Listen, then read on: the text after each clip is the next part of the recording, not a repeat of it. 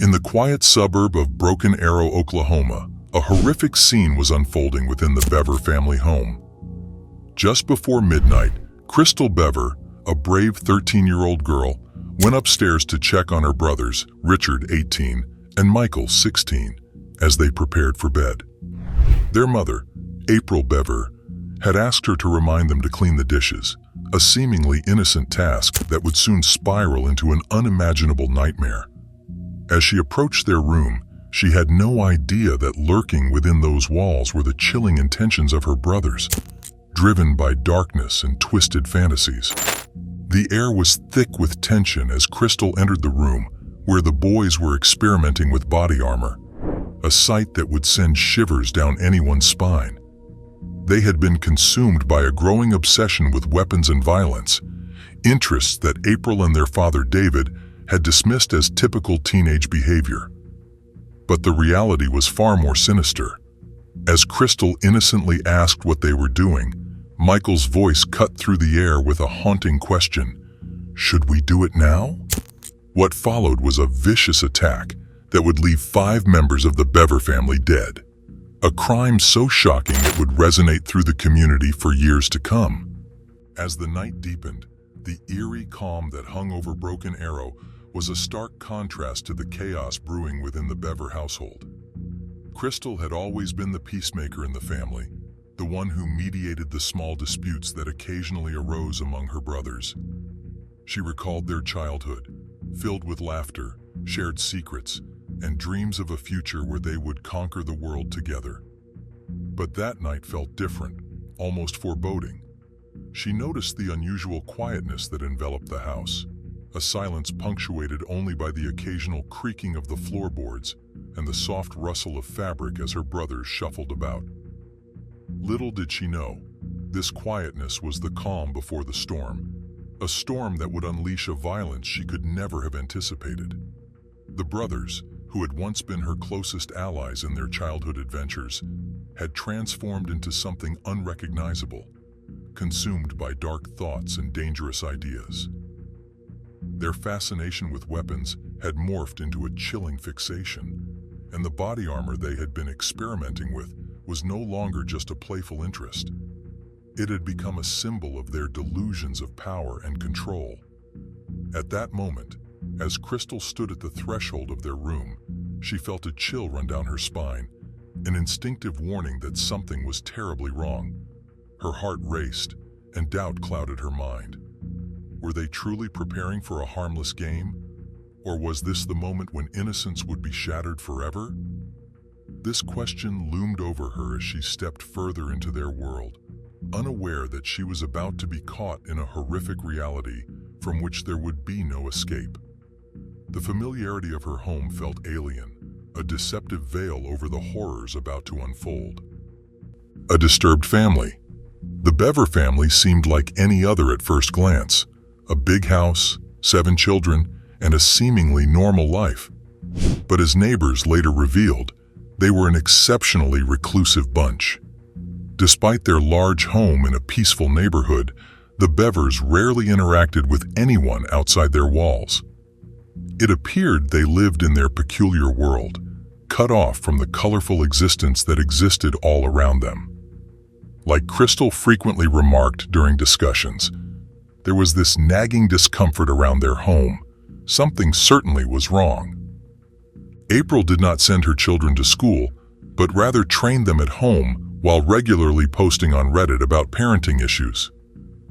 Her shocking revelation said she got married to David when she was only 15 years old, and he had reached 26 years of age. The control they exerted over their children's lives created a volatile atmosphere. As the children grew, their isolation deepened, creating an insular world where the lines between reality and the dark fantasies they indulged in began to blur. The lack of social interaction stunted their emotional growth, leaving them ill-equipped to handle the complexities of relationships outside their family unit. While their peers were learning about friendship and empathy, the Bever children were ensnared in a web of fear and control, trapped in a home that felt more like a prison than a sanctuary. Crystal often felt the weight of their isolation, caught between her loyalty to her family and an instinctual desire for connection with the outside world. It gnawed at her, an internal struggle that left her feeling profoundly lonely. The brothers, particularly Michael and Robert, spent countless hours immersing themselves in violent video games and disturbing documentaries, fascinated by the allure of notoriety that came with infamy.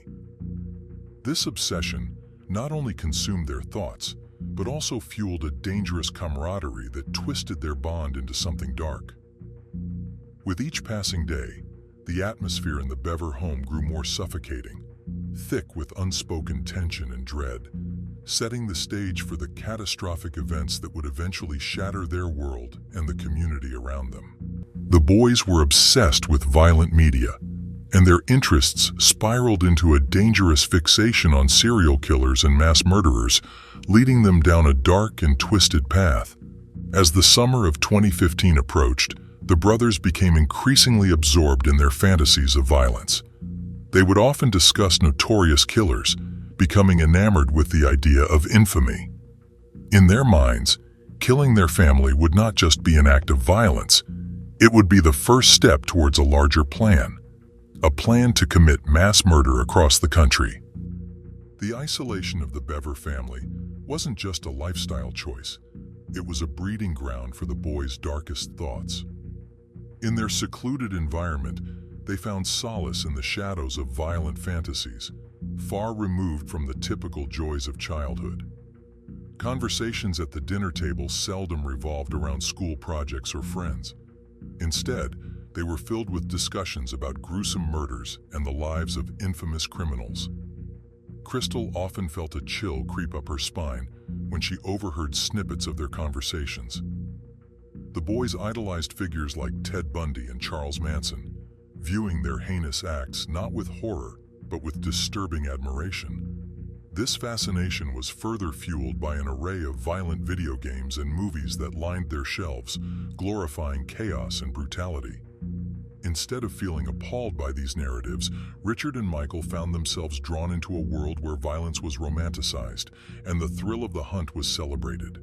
They crafted elaborate scenarios in which they would rise to notoriety, convinced that their names would be etched in the annals of history alongside their twisted idols.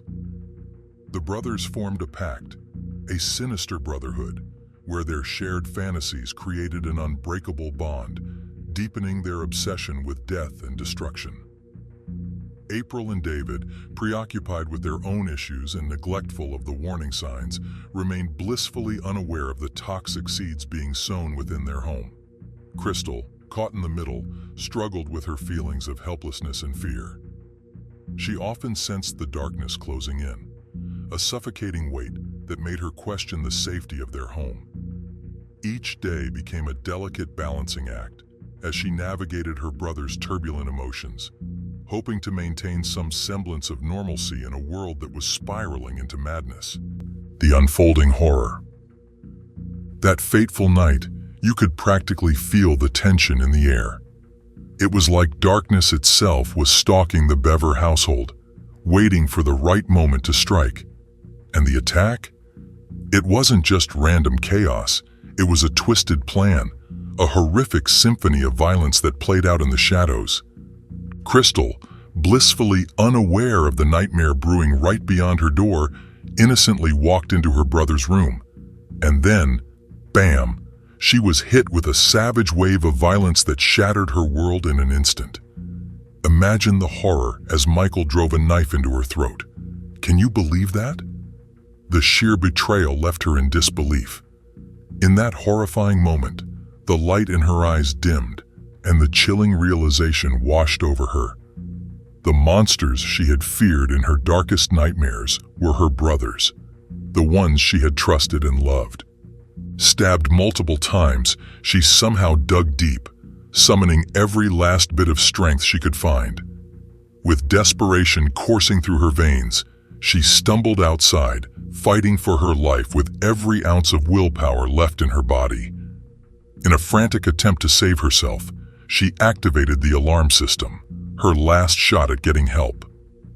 Hope flickered like a candle in the wind, fragile and flickering.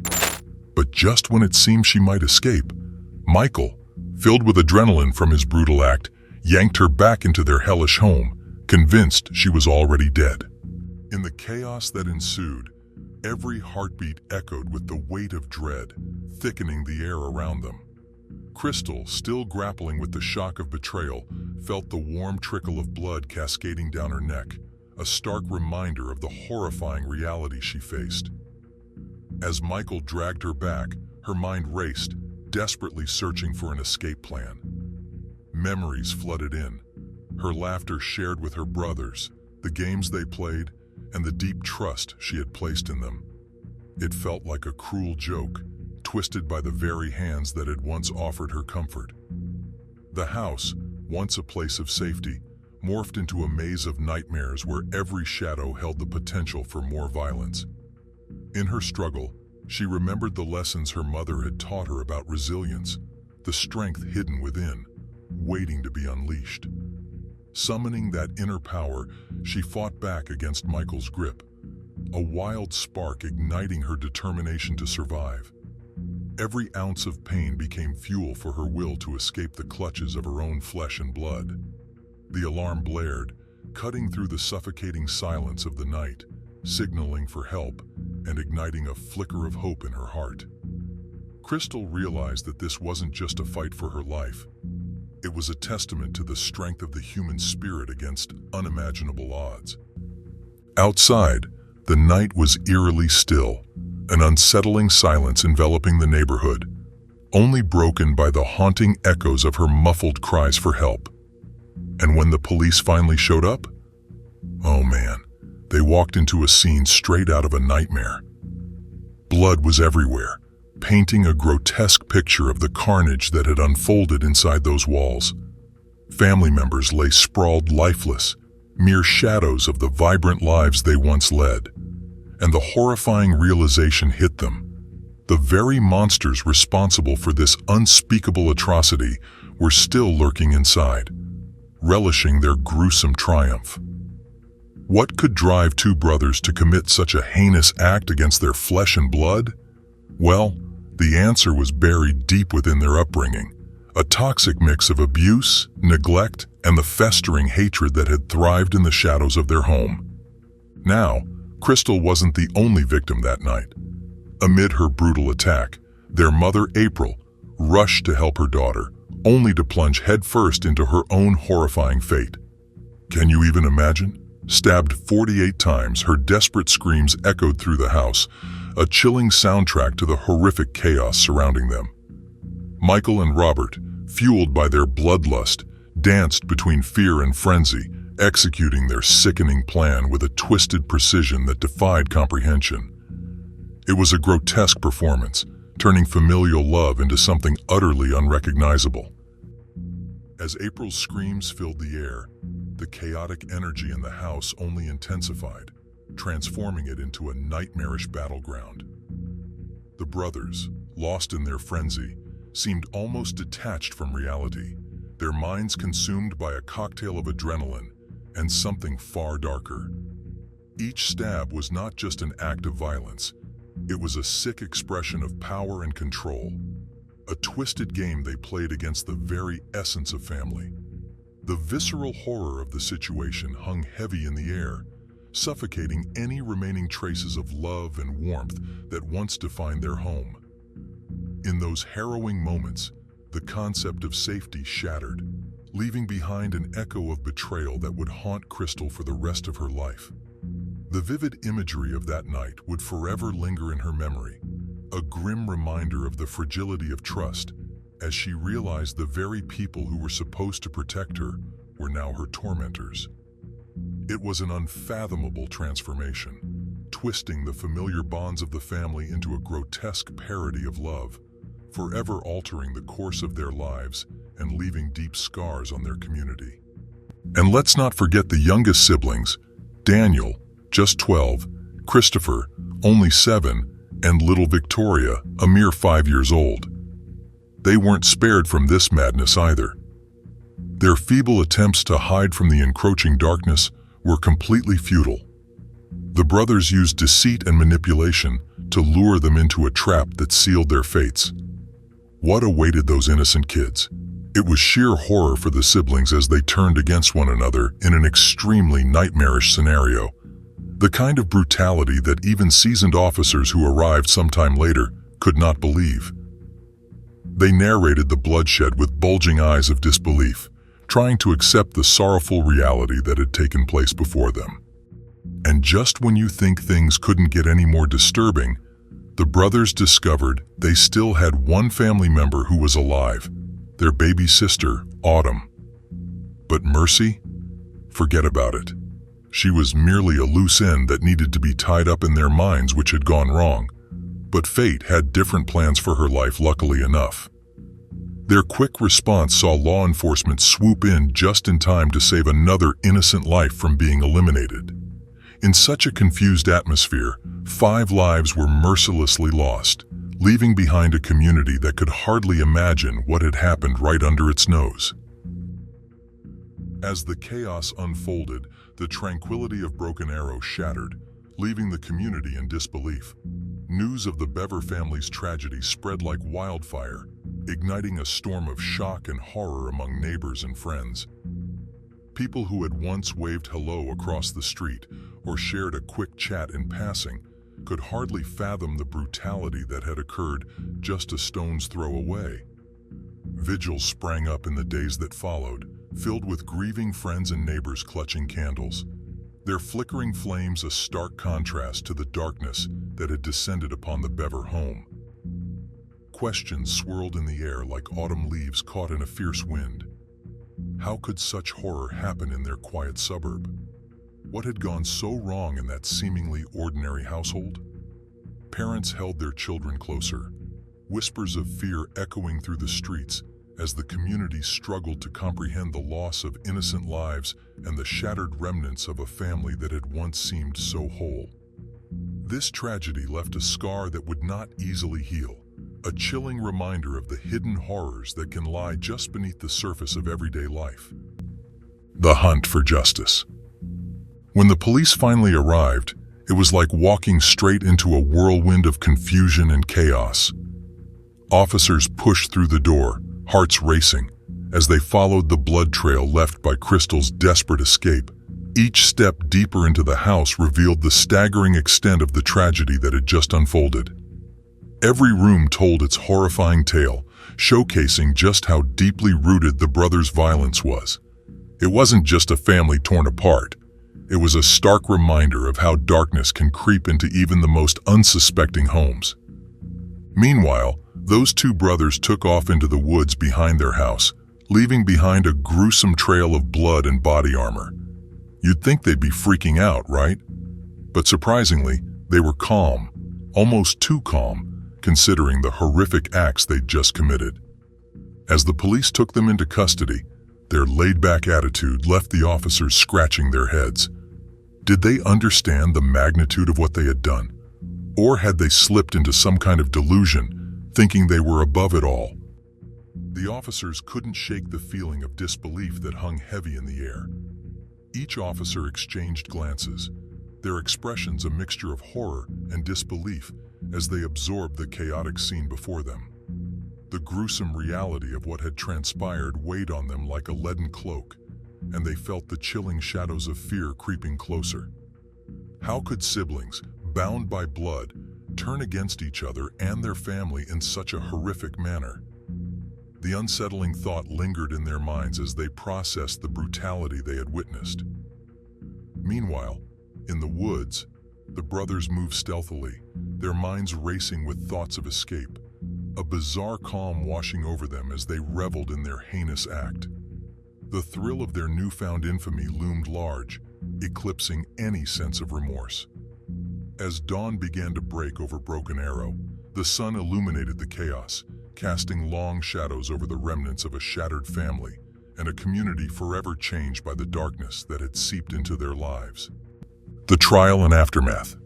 In the days that followed, the community of Broken Arrow was rocked to its core.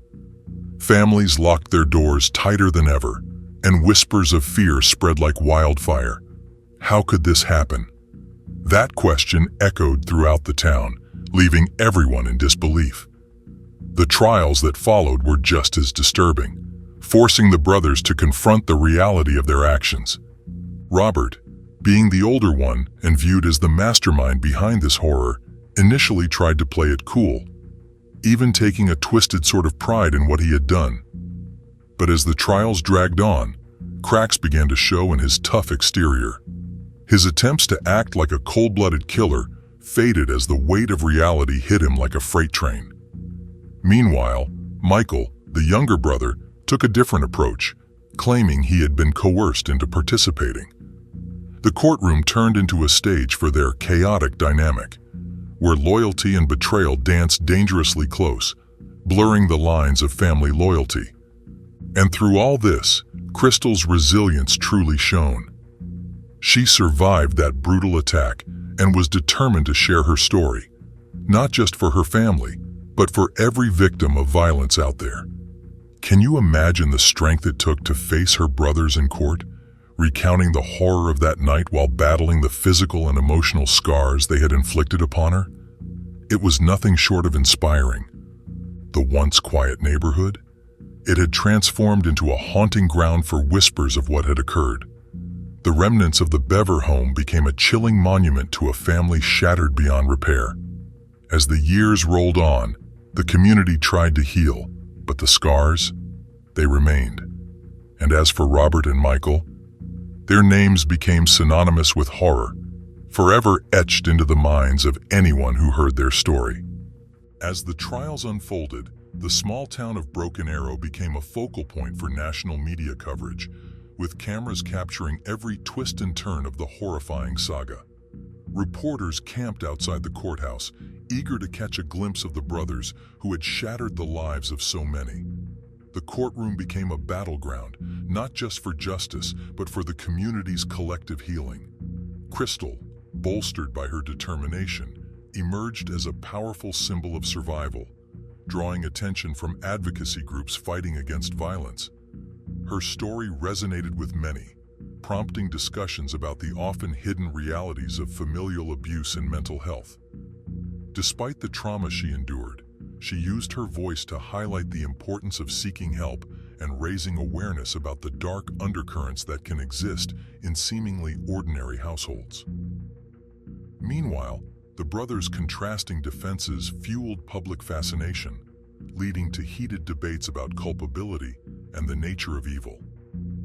The community, grappling with feelings of betrayal and vulnerability, sought solace in one another as they shared their own stories of resilience in the face of adversity. Even as the judicial process unfolded, the sense of unease lingered, a reminder that the shadows of that fateful night would forever loom over Broken Arrow, shaping its identity and reminding everyone of the fragility of safety and trust. What do you think about this chilling case? We want to hear your thoughts, so drop your comments below. And if you enjoyed this deep dive into darkness, don't forget to hit that like button and subscribe for more riveting content that keeps you on the edge of your seat. Your next thrilling story awaits. Join our community and let's unravel the mysteries together. Curious about what happened when a teen girl sought revenge on her stepmother? Watch this video to find out.